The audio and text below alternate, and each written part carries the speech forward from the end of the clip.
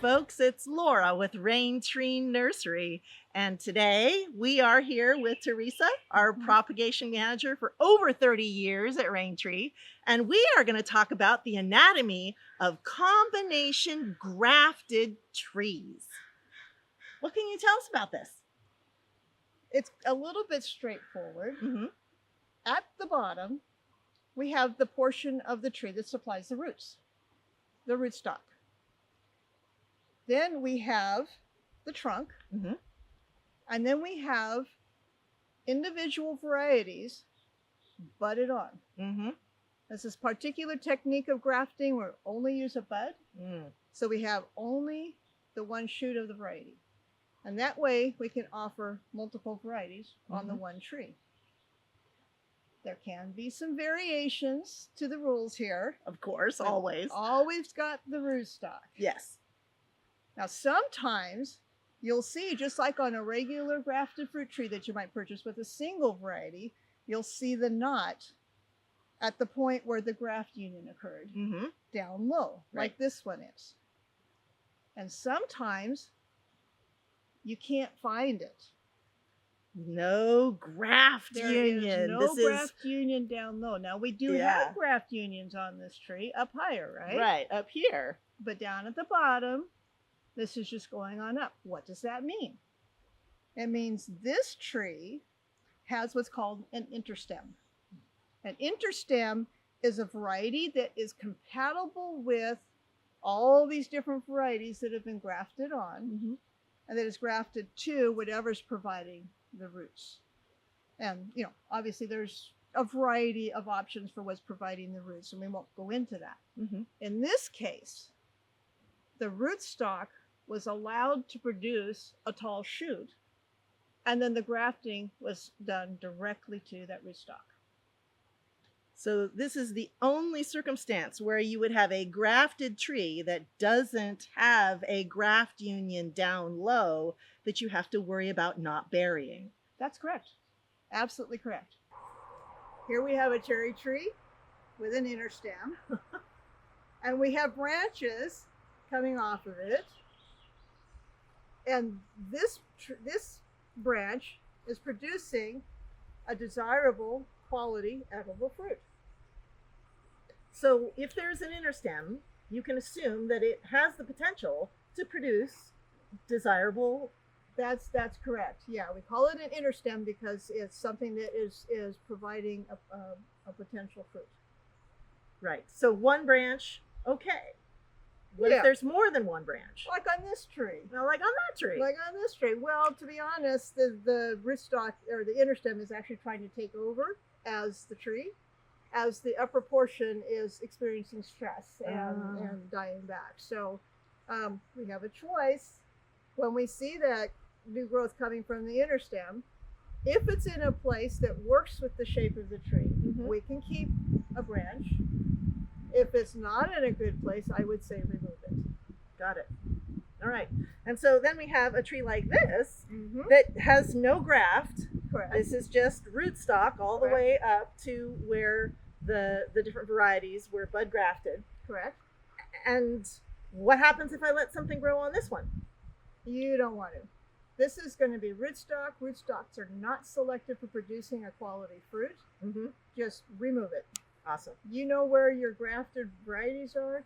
Anything growing from below that point, all the way down to the soil line, remove it. Any little sprouts, anywhere. Yep. They're gone. They're gone. That's easy to remember. When a combination fruit tree or tree is grafted, an effort is made to place each of the buds in a separate location going around the tree, pointing in each direction. Unfortunately, sometimes the buds decide that that's not the direction they wanted to grow.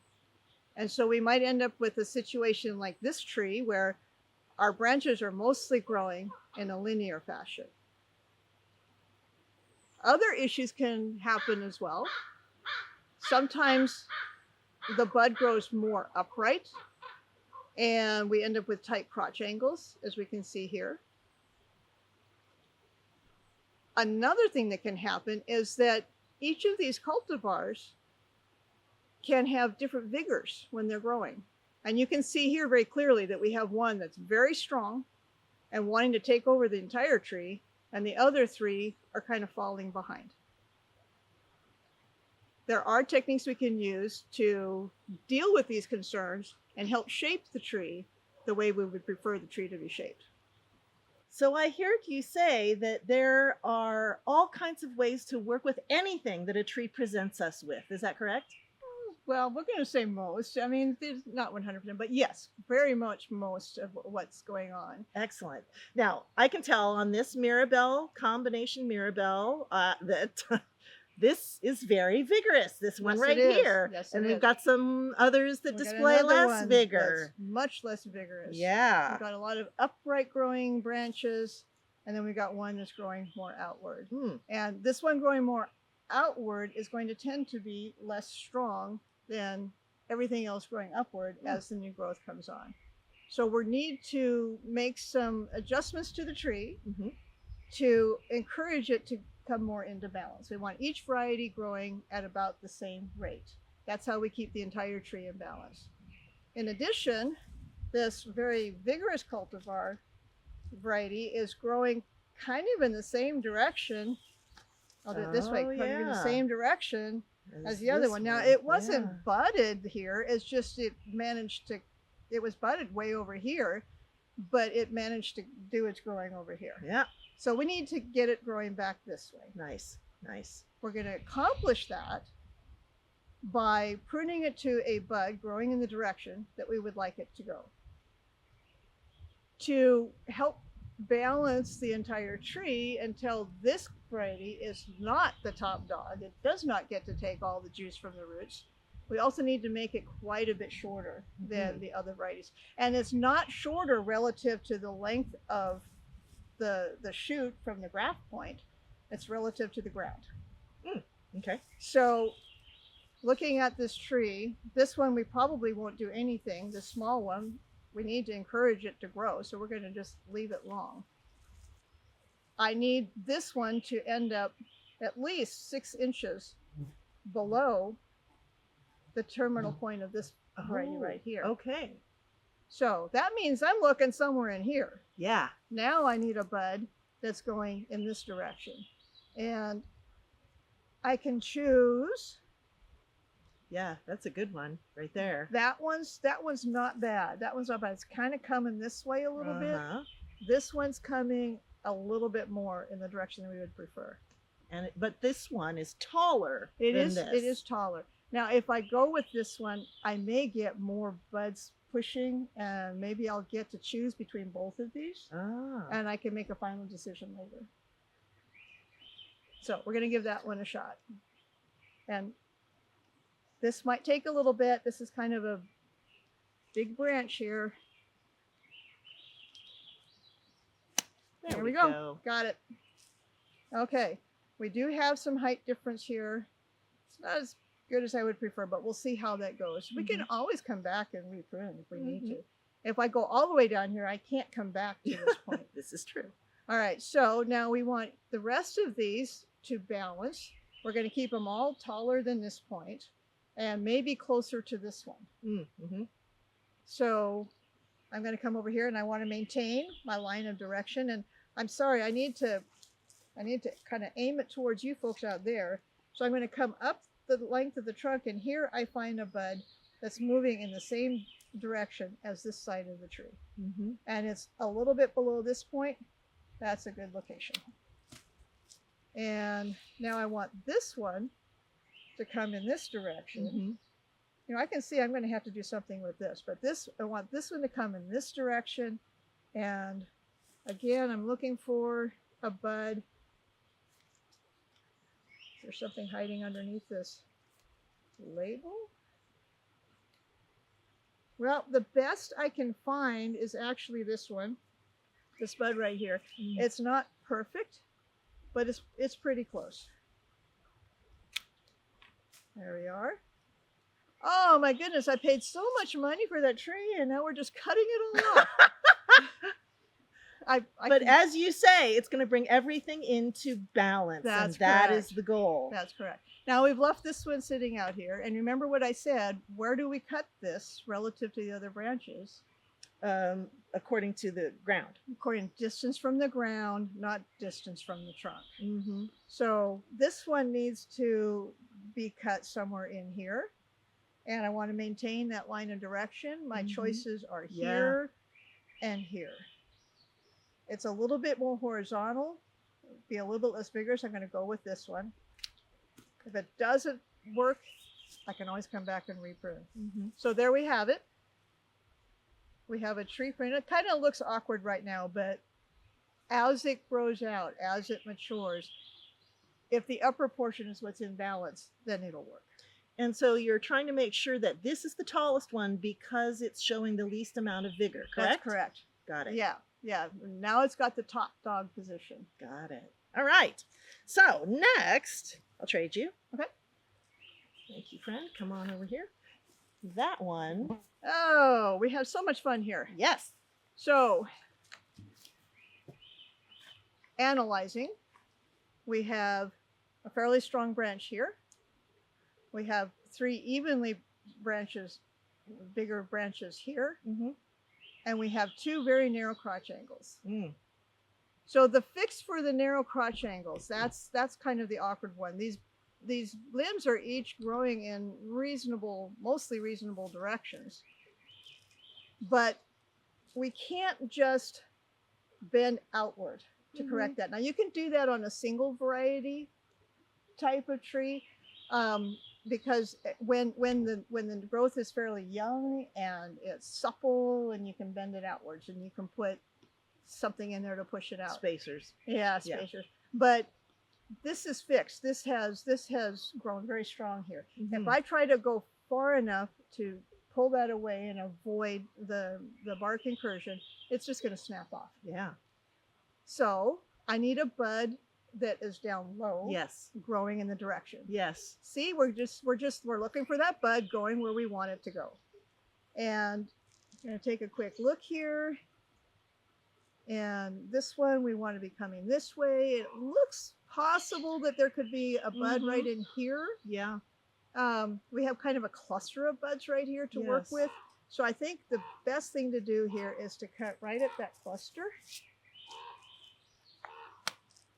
And then when the new growth comes on, we're going to be looking for the one that's coming out further away. And as that branch extends outwards and thickens, it's going to tend to pull away from the potential for the bark incursion. Yeah, and this reminds me, this is one of the great reasons to change out your labels. You don't want the plastic to be hiding what's going on here or getting in the way. Put those metal labels with the very thin wires on as soon as you get your tree, so that you don't inadvertently lose something young and new by having to work with your labels later on. Go ahead. All righty. And actually a map of this particular tree, since we have to cut so short, would be a good idea. Bottom to top, however they want to go about it. Yeah. All right, so now we're going to take a look at this other branch. And again, we got a nice snug label. And I'm looking again for a bud that's growing more outward. Yeah. I can't really see it right now, so I'm going to go with this one just in case. And again, we'll need to get this out of the way so that we get the label out of the way so that we can see what we get and make a selection. Yep. Okay. Nice. Now, what do we do for this one that's more vigorous? Make it short. Well, hey, it's hard to make it as short as we've made those. Yeah, that's true. And I mean, I really don't want to take it all the way back to the beginning. Right. If these 2 points are facing more southward, they'll get more light. They tend to respond more vigorously than the branches that are facing away from the sun. So we'll treat the rest of the tree just for the general balance. But we'll kind of favor these 2 by taking this one down fairly short. Let me think. This one is supposed to go this way, this way. This one needs to come this way. I'm going to go with, not a lot of buds to look for here. There's one right there. Yeah, I was going to take a little bit taller. Let's try this one. Yeah. And then lastly, I'm coming out here. Mhm. I've got a node right here. Yep. That'll help bring the tree into balance. Mhm. Yeah. Now, this tree growing in your landscape without a lot of other trees around it crowding has a good chance of putting on its new branches in the shape that's more desirable. Yeah, and because you've cut these short, it would be important for these to face southward, correct? Yes. Yes. Yes. Important. Good to know. All right, here we go. One more. I'll take that. Oh, yep.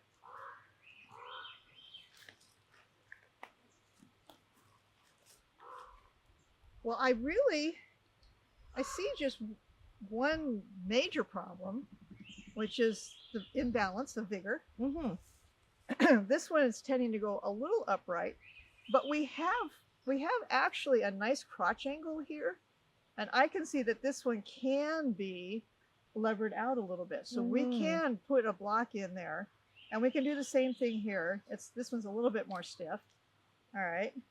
So now we're just going to balance the whole tree, and we're going to cut to aim the buds going in the direction we want them to be growing. So, and then this one gets cut shorter because it's displaying more vigor. Exactly. Right? Yeah.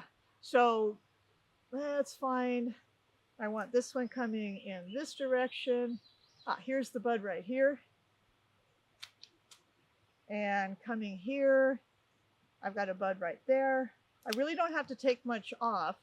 I'm just being selective about the bud direction. Okay. Now the last one, I want this one to be coming this way, and I want it to be shorter. I've got a node right here, and that does give me some good difference right there. All right. Okay. Brought it down a little bit shorter. Excellent. Pull these out a little bit. We've got some nice balance here. Now, there are a couple more questions I regularly get about combination trees. And one of them has to do with the fact that there is no central leader. In our other videos, we're very careful to talk about a central leader drives root establishment. But obviously, we don't have that on this tree. Is it still going to establish well? Absolutely. Not a problem. So what's at issue is whether we have the dominant buds at the top sending the message. As each of these limbs grows out, as each variety grows out, as long as they remain in balance, each one of them is functioning as a central leader and maintaining the hormone message to the root system and helping it establish. Yeah, that makes sense. And what happens if you get one of these trees and one of the branches is broken? Can you tape it back together and save the whole branch? No, I'm sorry. No, absolutely not. That is the concern is that the break occurred sometime before you received the tree. Could be a day, could be 3 days, but there's been enough time that the tissues have dried out and they simply will not heal back together. The best thing to do is to cut it off below the point of the break. Now, if that break point is down low, then we will have to cut down low. Position this portion of the tree towards the sun. And we may have to do a little bit of management through the first couple of years, encouraging the new growth from the other varieties to be more horizontal, so less vigorous, and give that broken branch time to grow and catch up. That makes sense. Now, will this tree ever get any taller since it doesn't have a central leader? This tree will get taller. Absolutely. Each variety is going to continue to extend upward so long as you let it. You have the power of the pruner and management, and you can control the height. What sometimes is not understood is that the graft points here will always be in the same place relative to the ground. This portion will not get taller. Only the terminal growth will give you more height. And lastly, when is the best time to prune for size when you're dealing, when you're talking about managing these branches? Does it matter what time of year you prune them? I guess it depends on your own pruning style and the way you normally work with the trees, Mhm. you can accomplish this with dormant season pruning. You can also manage them with summer season pruning. Mhm. But dormant pruning will encourage more growth, more woody growth, right? It will, yeah, it will. But if you are using that pruning to bring each variety into balance again relative to the ground, Mhm. it's necessary. Good. All right. That covers it. Thank you so much for joining us. It's Laura and Theresa from Rain Tree Nursery, and we will see you next time.